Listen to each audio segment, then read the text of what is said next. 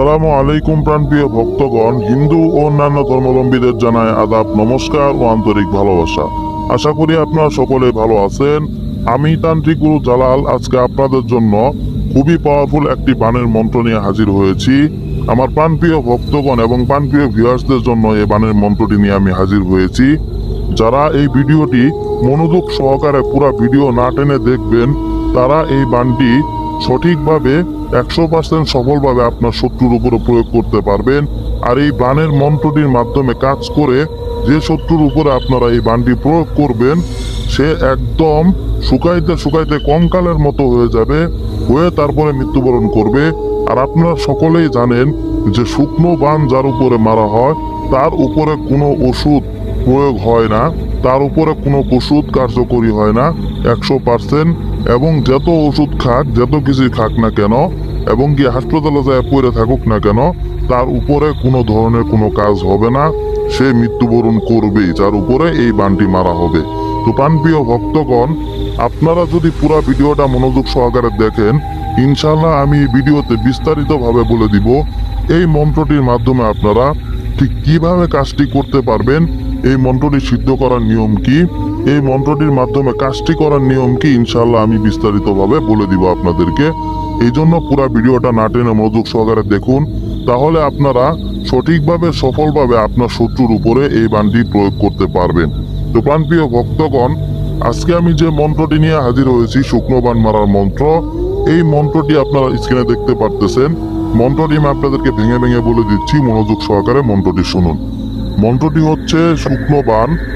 ওম নমো হন হন ধুন ধুনায়ে সুকময় সুকান্তম গটগটায়ে হু কট কটাং সাহা।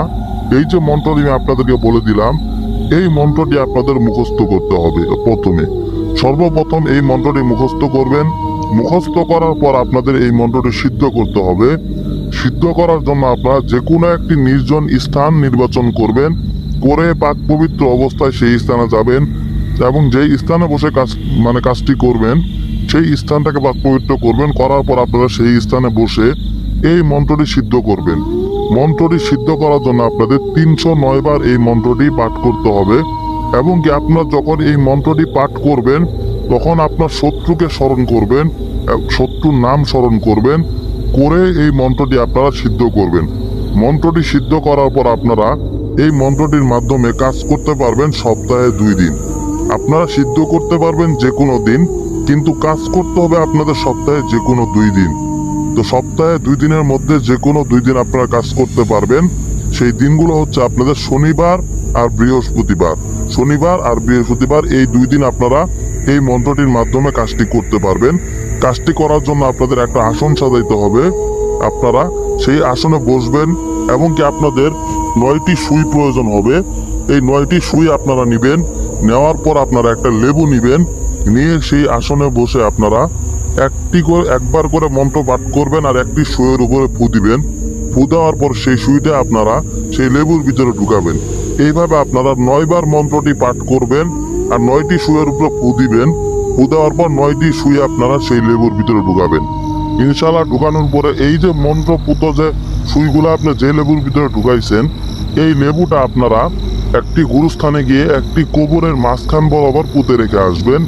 ইনশাল্লাহ আমি যে নিয়মটি বললাম পরিপূর্ণভাবে অনুসরণ করে আমার কাছ থেকে অনুমতি নিয়ে যদি কাজটি করতে পারেন, অবশ্যই অবশ্যই সফলভাবে আপনি আপনার শত্রুর উপরে এই বানটি প্রয়োগ করতে পারবেন।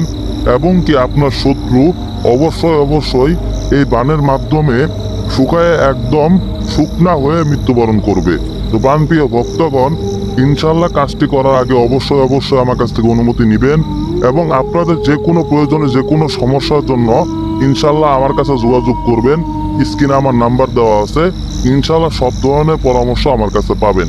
তো প্রাণপ্রিয় ভক্তগণ, সকলে ভালো থাকবেন। আসসালামু আলাইকুম।